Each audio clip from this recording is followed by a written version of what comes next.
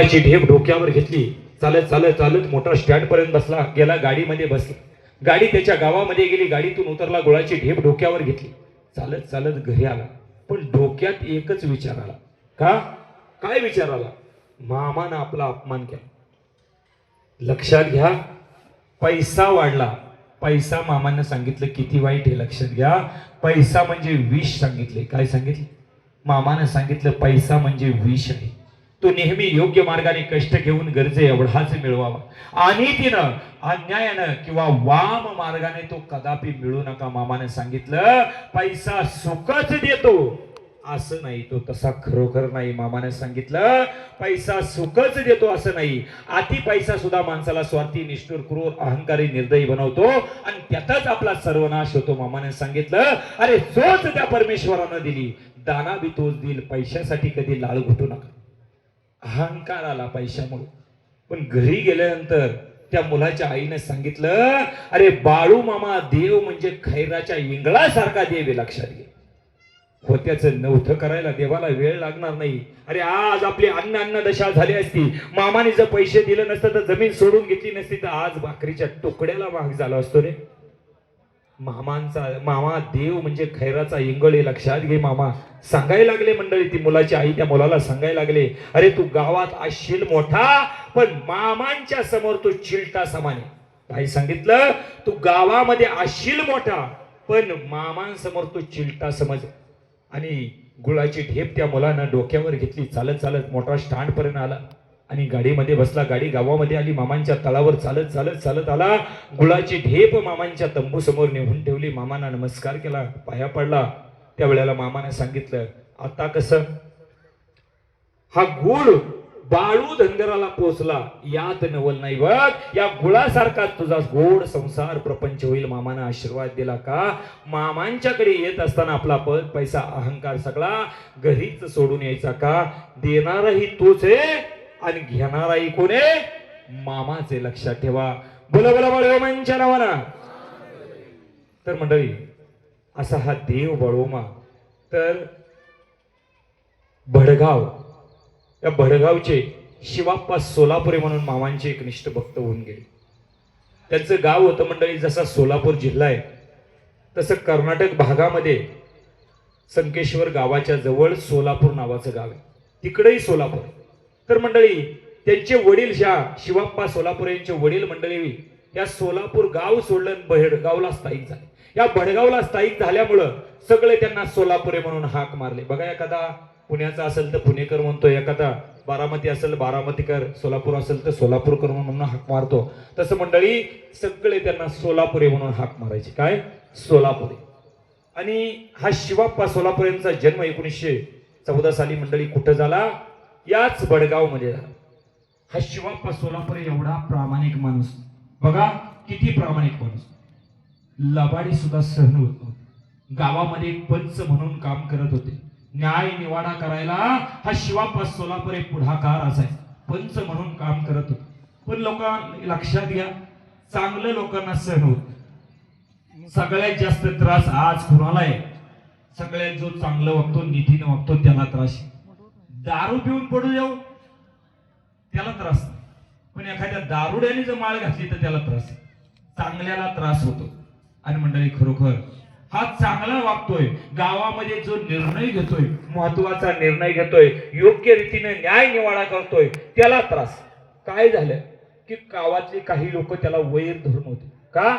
सत्यानं वागतोय, गावातल्या लोकांना पटत नव्हतं. म्हणून काय करायचं शिवाप्पा? कधीही दागा फटकाव होऊ शकतो, कायम दागा फटकाव कधीही होऊ शकतो. त्यामुळं हातामध्ये सतत काठी असायची, कमरेला लोखंडी गोळा असायचा, चाकू सुद्धा असायचा. वेळ पडली तर एखाद्याला जिवे मारण्याचं एवढी त्याच्यात धमक होती. का?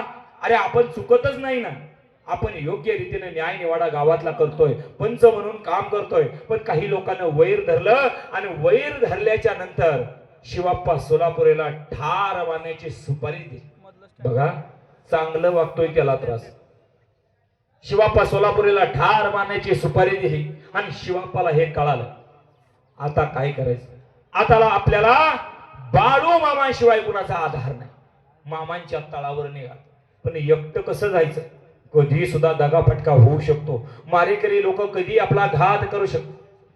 त्याच भडगाव मधला एक दानाप्पा कोणेकरी आणि हा शिवाप्पा सोलापुरे दोघ जण चालत चालत मामांच्या तळावर निघाली. त्यावेळेला मामांचा तळ होता मेतके गावाच्या शेजारी. बघा, निपाणीला येत असताना गलगले नावाचं गाव लागतं. या गलगले गावच्या माळ रानावर मामांचा तळ होता.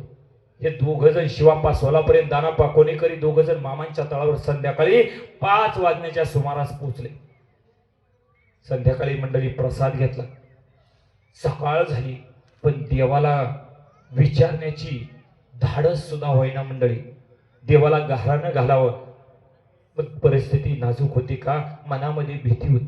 काय करावं सुचत नव्हतं. अरे आपलं घरानं देवाला सांगावं पण मंडळी कसं सांगावं, थरथर थरथर कापत होता. काय करावं सुचत नव्हतं. पण मंडळी लक्षात घ्या, देवाला सांगायची गरज नाही. अरे मनात काय चाललंय, जगात काय चाललंय, मामा सांगायचे, मला सांगायची गरज नाही. अरे समजा या बाळू धनगराच्या डायरीला बार केलेले. अरे कोण माझ्या मेंढी माऊलीला पोटभर चारा देतोय, कोण तळावर अन्नदान करतोय, कोण तळावर भांडी घासतंय, या जगामध्ये कोणता प्राणी काय करतो मला सांगायची गरज नाही. कोण पाप करतं पुण्य करतं मला सांगायची गरज नाही. समजा या बाळू धनगराच्या डायरीला बार केलेला असायचं, मामा सांगायचं. देवाला सांगायची गरज नाही. मामाने आवाज मारला, ए सोलापुरिया, अरे इकडे येले का, तुला प्रसाद देतो. आनंद झाला. त्याच्या मनामध्ये विचार आला, अरे आपलं घरानं देवानं ओळखलं का. जीवन मरणाचा प्रश्न होता. लक्षात घ्या का, तर मारण्याची सुपारी दिलेली होती. या शिवाप्पा सोलापुरीला ठार मारण्याची सुपारी काही अज्ञात मंडळींना दिलेली होती. गावकऱ्यांनी काय करायचं सुचत नव्हतं. मामाने सांगितलं, अरे मी प्रसाद देतो. मामाने एक नारळ घेतला, सुपारी घेतली, खारी घेतली, भंडारा घेतला, 4 वस्तू घेतल्या. अरे शर्टाचा ओटा कर, ओट्यात घालतो. आनंद झाला. पण यातली एक जरी वस्तू खाली पडली तर ही केस माझ्या हातून होणार नाही. लक्षात देव सांगायचा, लक्षात ठेवा. कधी मामा कधी कधी तंबूच्या समोरून मंडळी मामांचा सेवेकरी चालला की मामा केळ फेकणार. मंडळी झेललास तर ठीक आहे, नाही तर तुझं काही बरं नाही. सत्य परिस्थिती सांगतोय. एकदा गाजर आणली होती, गाजरी असे मामा फिरून देणार, फिरून. पण मंडळी त्याचा अर्थ मामांच्या सेवेकऱ्यांना सुद्धा कळला नाही. काय देवाची ताकद. मामाने सांगायचे, केळ जरी फेकलं झेललास तर ठीक, नाही तर तुझं काही बरं नाही सांग. आणि त्यावेळेला शर्टाचा ओटा पुढे केला. एवढा मोठा दिप्पाट शिवाप्पा सोलापुरे. पण मंडळी थरथर थरथर थरथर कापत होता. हात थरथर थरथर कापत होता, होत सुद्धा थरथर थरथर कापत होतं. का जीवन मरणाचा प्रश्न होता. आणि मामानं सगळ्या वस्तू, 4 वस्तू, एक नारळ, सुपारी, खारीक आणि भंडारा शर्टाच्या ओट्यात टाकला. पण मंडळी खारीक मात्र शर्टाला लागून वर उडाली. पण सुदैवानं मंडळी परत त्या ओट्यातच, शर्टाच्या ओट्यात पडली. मामानं वर आकाशाकडे पाहिलं, टिचकी वाजवली, सोलापुऱ्या अरे वाचलास रे. आणि मंडळी त्या प्रसाद वस्तू जवळ घेतल्या, मामांचं दर्शन घेतलं. शिवाप्पा सोलापुरे आणि मंडळी तो दानाप्पा कोणेकरी मामांच्या तळावरून घरी आले. शिवाप्पाला ठार मारण्याची सुपारी दिलेली होती. कट पूर्णपणे शिजलेला होता. पण मंडळी देवाची लीला कशी वेगळी. लक्षात घ्या की मामांच्या भक्ताला हात लावायची ताकद यमात सुद्धा. आणि मंडळी जी मारेकरी लोक होती, ज्यांनी सुपारी दिली होती, आयत्या वेळेला वाद निर्माण झाला. सुपारी अशी ठरलेली होती, निम्म पैसे आत्ता घ्यायचं, शिवाप्पाला ठार मारायचं आणि निम्म पैसे नंतर घ्यायचं. पण मारेकरी लोक सांगायला लागली, आम्हाला सगळं पैसे द्या तरच शिवाप्पाला ठार मारतो. आणि शेवटी वाद विकोपाला गेला आणि शिवाप्पाला ठार मारण्याचा कट पूर्ण रद्द झाला. आणि शिवाप्पाला कळालं. शिवाप्पानं मामांचा तळ गाठला, देवा ही सगळी तुमची लीला, तुमचा आशीर्वाद. मामानं सांगितलं, अरे माझ्या भक्ताला हात लावायची ताकद यमात नाही. यम जरी आला, यमाच्या तोंडात पायतान लावून माघारी पाठवलं. मग विचार करा मामांच्या भक्ताचा अधिकार किती मोठा. हा शिवाप्पा सोलापुरी मामांच्या तळावर यायचा, सेवा करायचा. ज्या वेळेला कर्नाटक भागामध्ये बकरी जायची, हा शिवाप्पा सोलापुरी मंडळी बकरी पाठवण्यासाठी जायचा. पावसाळा संपल्यानंतर आणायचा. तर असंच मंडळी कर्नाटक भागामध्ये निंगापूर परिसरामध्ये मामांची बकरी चाललेली होती. अनेक लोक, भडगावचे लोक, औरनाळ, भडगाव, शेंद्री, रुकडी, मानगाव, जरळी, मुगळे हे 7-8 गावची लोक बकरी पाठवण्यासाठी येत होती. मंडळी त्यावेळेला वाहनं नव्हती. आता ट्रॅक्टर आहे, आयशर आहे, भरपूर वाहनं येतात. त्यावेळेला वाहनाची सोय नव्हती. घोड्यांवरती बोजा टाकला जायचा आणि ही औरनाळ, बडगाव, शेंद्री, रुकडी, मानगाव, जरळी, मुळकळी या 7-8 गावची लोक लहान लहान पिल्लं नेण्यासाठी हारा ठेवायचे. हारामध्ये 4-5 पिल्लं टाकायचे, वरून एखादी काठी बांधायची, गोंगड किंवा पोतं डोक्यावर घ्यायची. पिल्ली हगत होती, मुतत होती, पण एक भक्ती, एवढी भक्ती होती, एक सेवा म्हणून मामांची काहीतरी सेवा मिळावी म्हणून ही खाटाटोप सगळे करत होती. आणि खरोखर त्यावेळेला मामा या भक्तांना घेऊन मंडळी कर्नाटक भागामध्ये चाललं होतं. समोर या बरं, पाठीमागचे सगळे जवळ या बरं, थोडं पुढं सारखा, जवळ आहे सगळे, पाठीमागे जागा कमी पडायला लागेल. या पटकन समोर, महिला मंडळ पुढं सारखा.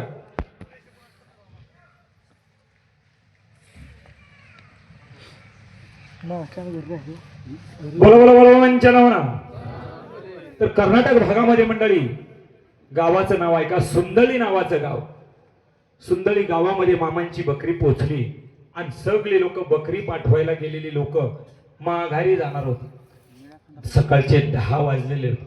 मामा तंबूतून बाहेर आलं. तंबूच्या उजव्या बाजूला बसलेलं होतं. भक्त मंडळी समोर बसलेली होती. ऐका, बडबड करू नका. सुंदळी नावाचं गाव, सकाळचे 10 वाजलेले, सूर्य उगवलाय. मामाने सूर्याला नमस्कार केला.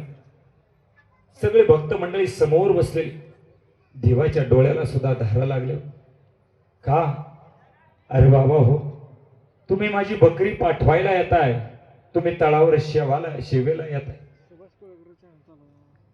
म्हणजे माझ्यावर मोठा उपकार करताय असं कधी समजू नका. काय सांगितलं देवाने? अरे ज्या वेळेला तुम्ही माझी बकरी पाठवायला येताय, तळावर शिलवेला येताय, त्याच्या वेळेला मात्र माझ्यावर मोठं उपकार करताय असं मुळीच कधी समजू नका. का? अरे ज्या वेळेला तुम्ही माझ्या तळावर शेवेला येताय त्यावेळेला मला सुद्धा तुमच्या घरामध्ये दाराच्या पाठीमागे सांद्रीत राहून नागा सापाचं रूप धारण करून तुमच्या घराची रखवाली करावं लागते. अरे ज्या वेळेला पाऊस पडला नाही तिथं तुमच्या पिकांना डोक्याला आणून पाणी घालावं लागतंय. ज्या वेळेला तुम्ही तळावर शेवेला येताय, तुमच्या घरामध्ये अन्न जरी नसलं तरी मंडळी मामानं सांगितलं तुमच्या चुलीमध्ये अग्नीचं रूप धारण करून अन्न शिजवावं लागतंय. आणि शेतकरी जसा धान्य पिकामध्ये गोळा झाल्यानंतर दिवस रात्र आपण पिकाची राखण करतोय, तसं मामानं सांगितलं तुमचं आयुष्यभर मला रक्षण करावं लागतंय. आणि यदा कदाचित कोण तुमच्या केसाला जरी नुसता धक्का लावेल नव्हे, लावतो जरी म्हणला तर मी त्याच्या तोंडात पायतान घालतोय. माझ्या भक्ताला हात लावायची ताकद यमात सुद्धा नाही, मामानं सांगितलं. मग विचार करा मामांच्या भक्तांचा अधिकार किती मोठा. मामा सांगू लागले, ए सोलापुरिया, अरे माझी सेवा केली आणि तुम्ही तुमच्या कर्मानं जरी नरकात गेला तर तिथे येऊन हाताच्या रट्टाला धरून उठवील आणि बाळू धनगर मीच म्हणून ओळख सांगून जाईल केली का. मग विचार करा मामांचा अधिकार किती मोठा.